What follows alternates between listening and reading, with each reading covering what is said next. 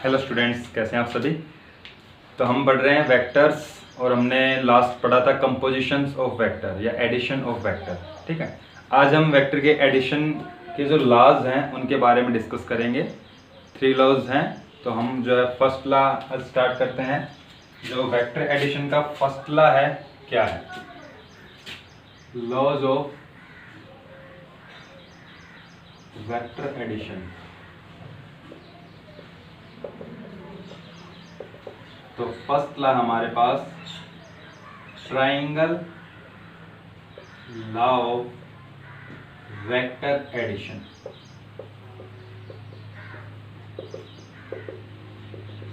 Important है laws.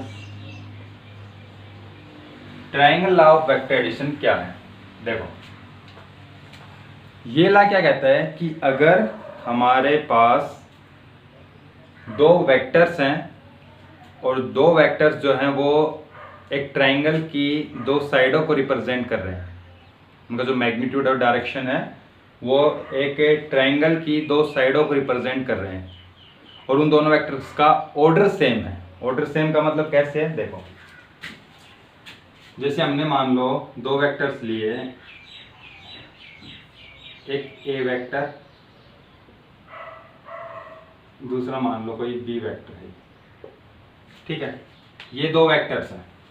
Okay, दोनों की जो डायरेक्शन है वो अलग अलग है, और जो आपके पास यहाँ पर कोई ट्राइंगल फॉर्म नहीं हो रही है, तो हम यहाँ एक ट्राइंगल बनाएंगे। किस तरीके से? तो देखो, इस वेक्टर के पैरेलल हम एक वेक्टर लेंगे। इस डायरेक्शन में मान लो आपने लिया ये ए वेक्टर, नाम मतलब इसका ओ पी, ए वेक्टर। ठीक है, दूसरा है बी वेक्टर। इस बी वेक्टर के पैरेलल, तो हम इस बी वेक्टर के पैरेलल इस डायरेक्शन में हमने ये ले लिया दूसरा वेक्टर बी वेक्टर, इसका नाम हमने रख दिया पी। ठीक है, इस वेक्टर के पैरेलल आपका ओ पी वेक्टर और बी वेक्टर के आपके पास पैरेलल पी क्यू वेक्टर। तो यहाँ पर ये जो दो वेक्टर्स हैं, ये दो वेक्टर्स एक ट्राइंगल की दो साइडों को रिप्रेजेंट कर रहे हैं, और सेम ऑर्डर। सेम ऑर्डर का मतलब क्या है कि हमारे पास फर्स्ट जो वेक्टर है ए वेक्टर वो यहाँ पर खत्म हुआ है, तो सेकंड वेक्टर इस पॉइंट से हम स्टार्ट करेंगे। तो यहाँ से स्टार्ट होकर यहाँ पे खत्म है, ये इसका स्टार्टिंग पॉइंट है, इसका एंडिंग पॉइंट है। तो ये आपका सेम ऑर्डर होगा। तो इन दोनों वेक्टर का जो एडिशन है या इन दोनों वेक्टर का जो कंपोजिशन है, जो रिजल्टेंट आएगा वो किधर होगा, कैसे होगा, तो वो बताता है triangle law of vector addition. तो ये बताता है कि जो आपके पास इन दोनों वेक्टर्स का रिजल्टेंट होगा, वो रिजल्टेंट हम किसके द्वारा दिखाएंगे? इस ट्राइंगल की थर्ड जो साइड होगी। अब थर्ड साइड कैसे? दो साइड तो आ गई ट्राइंगल की, थर्ड साइड कौन सी होगी? तो थर्ड साइड ये होगी, तो ये आपके पास थर्ड साइड होगी। ठीक है, तो जो रिजल्टेंट है वो हम इस साइड के द्वारा रिप्रेजेंट करेंगे, और यहाँ इस रिजल्टेंट की जो डायरेक्शन होगी वो डायरेक्शन इन दोनों वेक्टर्स के अपोजिट होगी। अपोजिट का मतलब इधर होगी या इधर होगी। अगर हम इधर लेते हैं तो फिर इनका ऑर्डर सेम हो गया, इसका एंडिंग पॉइंट यहाँ है, इस दूसरे का स्टार्टिंग पॉइंट, इसका एंडिंग पॉइंट यहाँ है, रिजल्टेंट का स्टार्टिंग पॉइंट। तो हम जो रिजल्टेंट वेक्टर है उसकी डायरेक्शन क्या लेंगे?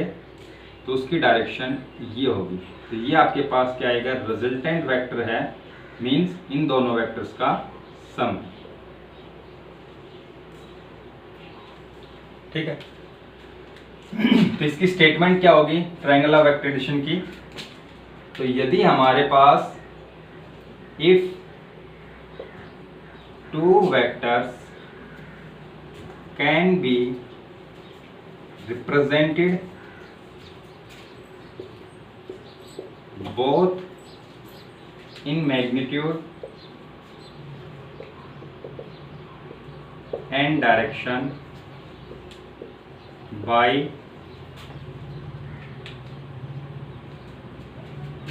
two sides of a triangle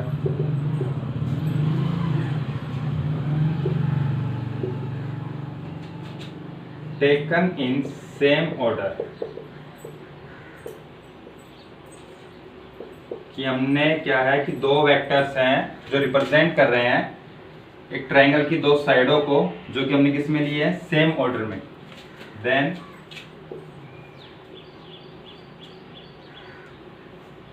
the resultant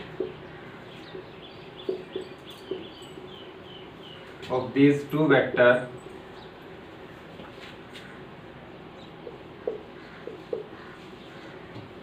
is represented by in magnitude and direction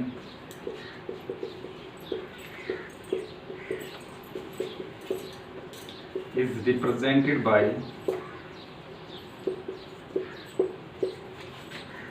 third sides of triangle taken in opposite direction।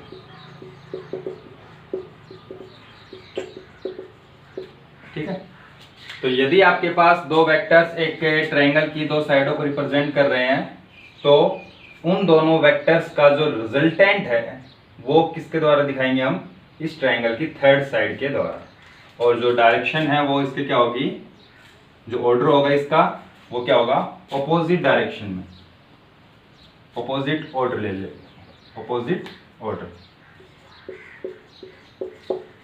ये दोनों वेक्टर जो ए वेक्टर है बी वेक्टर है ये क्या होंगे, सेम ऑर्डर में होंगे, और जो रिजल्टेंट है वो इनके क्या होगा, ऑपोजिट ऑर्डर में होगा। ठीक है, तो ये आपके पास triangle law of vector addition है। अब इसका हम करते हैं analytical treatment of triangle law of vector addition.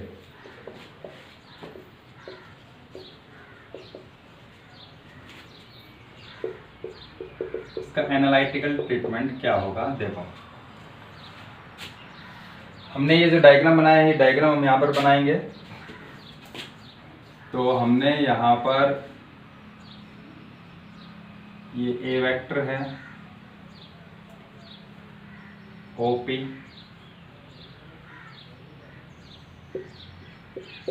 ठीक है, इस डायरेक्शन में आपका दूसरा वेक्टर है Q जो कि आपका B वेक्टर है, और इन दोनों का जो रिजल्टेंट है वो हम थर्ड साइड से दिखाते हैं। तो आपके पास थर्ड साइड जो है वो रिप्रेजेंट कर रही है रिजल्टेंट को। ठीक है, तो जो रिजल्टेंट है इस रिजल्टेंट ने मान लो जो एंगल बना रखा है, इसकी जो डायरेक्शन है, इसने जो इस वेक्टर के साथ एंगल बनाया हुआ है, this angle is beta. Okay, तो अब हमें जो रिजल्टेंट है वेक्टर है इसका मैग्नीट्यूड निकालना है, इसकी डायरेक्शन फाइंड आउट करनी है। डायरेक्शन के लिए हम tan थीटा निकालते हैं, तो यहाँ पर आपका एंगल बीटा है तो हम tan बीटा निकालेंगे। क्लियर? ओके, अब हम क्या करेंगे, ये जो आपका वेक्टर है इस वेक्टर को मान लो हमने थोड़ा सा आगे बढ़ा दिया, और यहां पर जो एक वेक्टर एंगल फॉर्म हो रहा है, दिस एंगल इज थीटा। ठीक है, PQR तक हम इसको बढ़ा दिया। अब क्या करेंगे, यहां से हम एक परपेंडिकुलर ड्रॉ करेंगे इस Q पॉइंट से इस R पॉइंट की तरफ। तो ये हमने यहाँ पे एक परपेंडिकुलर ड्रॉ कर दिया, तो ये एंगल आपका क्या हो जाएगा, 90 डिग्री। ठीक है, तो ये आपके पास एक राइट एंगल ट्रायंगल फॉर्म हो गया। अब यहां हमारे पास हेयर एंगल QPR कितना है, दैट इज थीटा। ठीक है, यहां जो आपके पास OP का मैग्नीट्यूड है, इस वेक्टर का मैग्नीट्यूड कितना है, A। P Q वेक्टर का जो मैग्नीट्यूड है वो कितना है, B। मैग्नीट्यूड फॉर्म में लिख रहे हैं तो ऊपर हम एरो नहीं लगा रहे, क्योंकि एरो लगाएंगे तो ये वेक्टर हो जाएगा। हम अभी मैग्नीट्यूड फॉर्म के अंदर लिख रहे हैं यहाँ पे। तो आपका मैग्नीट्यूड कितना आ जाएगा, इसका OP का A है, PQ का B है। ओके, तो यहां से हमारे पास जो ट्राइंगल है right angle triangle Q R P या पी आर क्यू, इस राइट एंगल ट्राइंगल में हमें ये वाली साइड जो है पी क्यू ये मालूम है, इस साइड का जो मैग्नीट्यूड है वो कितना है पी क्यू का बी। पी आर का मैग्नीट्यूड नहीं पता, पी आर का जो ये साइड आपके पास इसकी वैल्यू आपको नहीं पता। क्यू आर जो है ये भी हमें नहीं मालूम, सिर्फ एक साइड मालूम है, कौन सी पी क्यू। इसकी हेल्प से आपको ये साइड और ये साइड दोनों साइडें निकालनी पड़ेंगी। तो पहले हम बात कर लेते हैं पी आर की। तो जो साइड आपको निकालनी है पी आर, इसको हम ऊपर रखेंगे डिवाइडेड बाई जो साइड आपको पता है पी क्यू। पी आर इस साइड की क्या है बेस और पी क्यू क्या है हाइपोटेनियस। तो बेस अपॉन हाइपोटेनियस क्या बनेगा, आपने पढ़ा है 10th क्लास में ट्रिग्नोमेट्री में, परपेंडिकुलर बेस परपेंडिकुलर, ठीक है।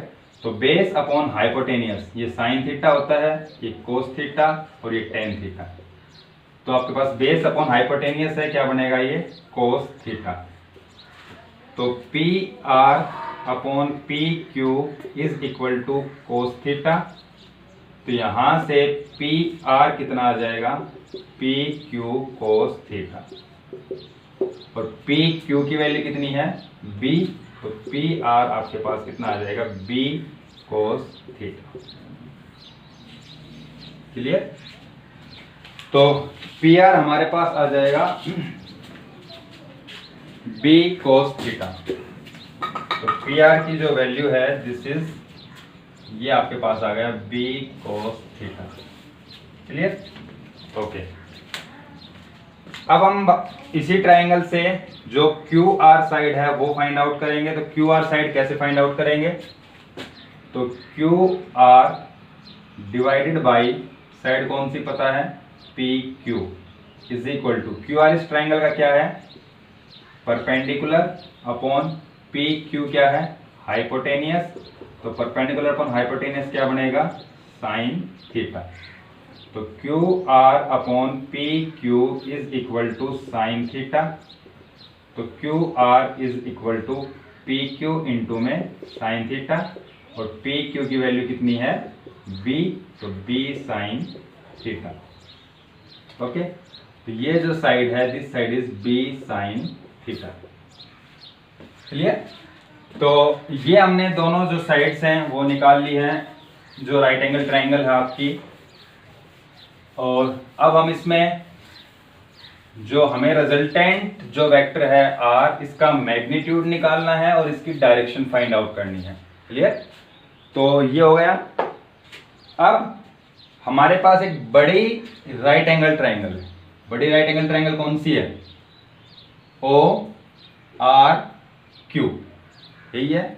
ये तो हमने ले ली है। अब ओ आर क्यू, इस राइट एंगल ट्राइंगल में एंगल कौन सा है आपके पास बीटा। बीटा के सामने वाली साइड परपेंडिकुलर, ये वाले आपके पास बेस, और जो रिजल्टेंट है ये आपका हाइपोटेनियस। तो इस राइट एंगल ट्राइंगल में हम क्या लेंगे, तो इन राइट एंगल ट्राइंगल आपकी कौन सी है ये ओ आर क्यू। इस राइट एंगल ट्राइंगल में हमारे पास क्या है देखो, ये जो साइड है ओ आर ये कितनी होगी ओ पी, इसका मैग्नीट्यूड कितना है ए, और पी आर हमने निकाली कितना बी कोस थीटा। तो ओ आर कितना आ जाएगा O R is equal to A plus B cos theta. ठीक है। क्यू आर कितनी है, क्यू आर भी हमने निकाली है, तो क्यू आर कितना है बी साइन थीटा। क्लियर, ये दोनों साइड्स आपके पास आ गई। तो अब यहां से हमें रिजल्टेंट का वो निकालना मैग्नीट्यूड। तो बाई पाइथागोरस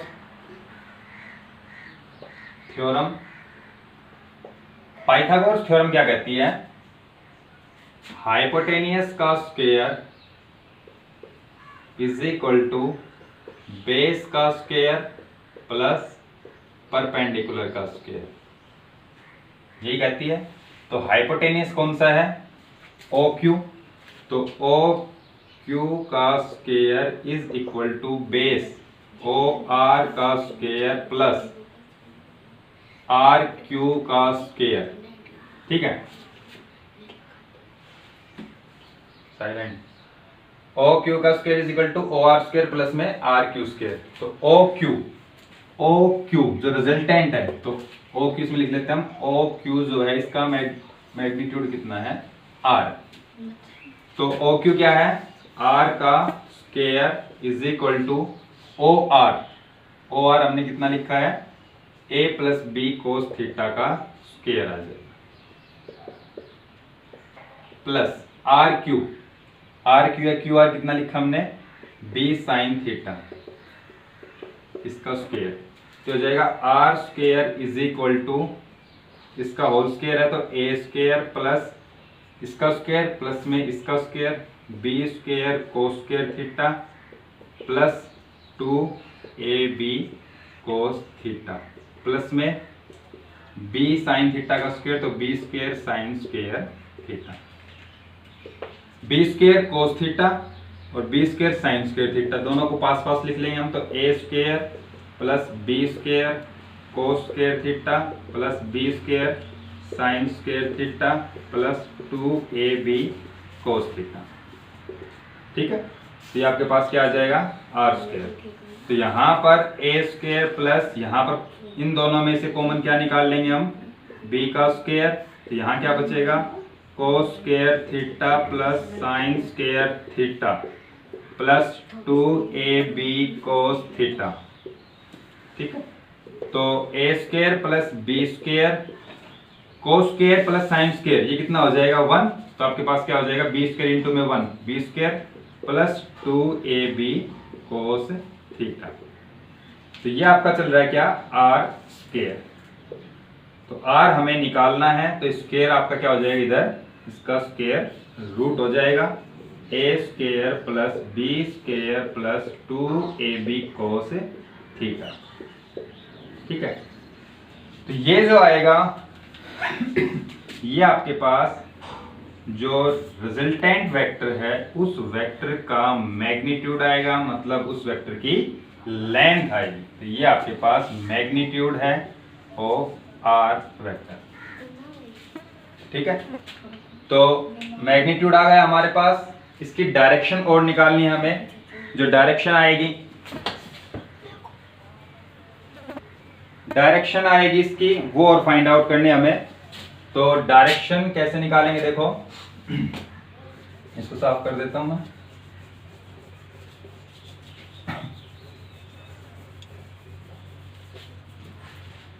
तो डायरेक्शन आपको निकालनी है आर वेक्टर की, डायरेक्शन ऑफ आर वेक्टर। तो ये तो हमने मैग्नीट्यूड निकाला है। डायरेक्शन के लिए हम क्या करेंगे, यहां पर जो आपके पास ये आपका रिजल्टेंट वेक्टर है, कितने एंगल पे है ये, ए वेक्टर के साथ बीटा। तो हम इसका जो tan बीटा निकालेंगे, डायरेक्शन tan बीटा क्या होगा, परपेंडिकुलर अपॉन में बेस।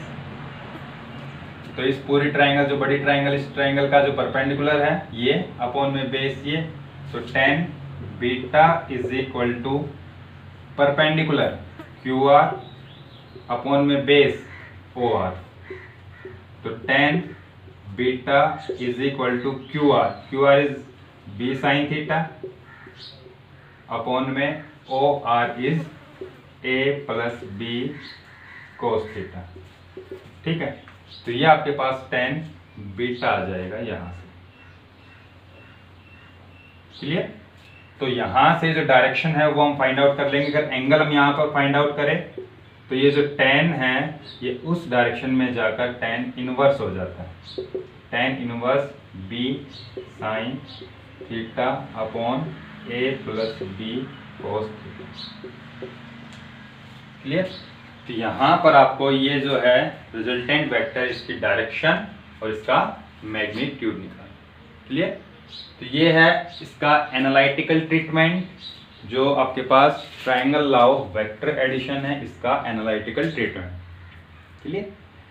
तो जो आपके पास parallelogram law of vector addition अगला जो हम पढ़ेंगे उसका भी एनालिटिकल जो ट्रीटमेंट है वो बिल्कुल सेम रहेगा, ठीक है। बस जो आपका डायग्राम है वो अलग होगा, बाकी आपका पूरा जो इसका जो डेरिवेशन है ये पूरा सेम होगा, क्लियर। तो आपको इसमें ये करना है, फिर हम पढ़ेंगे इसमें parallelogram law of vector addition. Okay, तो इसको नोट कर लेना। क्या क्या चीज निकालनी इसमें आपको, एक तो मैग्नीट्यूड निकालना है, जो रिजल्टेंट वेक्टर है इसका मैग्नीट्यूड क्या आएगा, तो मैग्नीट्यूड कितना आएगा a square plus B square plus 2ab cos theta. और डायरेक्शन निकालनी है, किस डायरेक्शन में होगा, तो डायरेक्शन के लिए आप क्या निकालोगे tan बीटा, ठीक है। अलग अलग एंगल जो आपके पास होगा तो उसके हिसाब से आपका अलग अलग जो ये मैग्नीट्यूड आ जाएगा, ठीक है। और आपका जो tan बीटा है उसकी वैल्यू आ जाएगी। तो ये आपको इसमें नोट करना है, तो इसको नोट करो।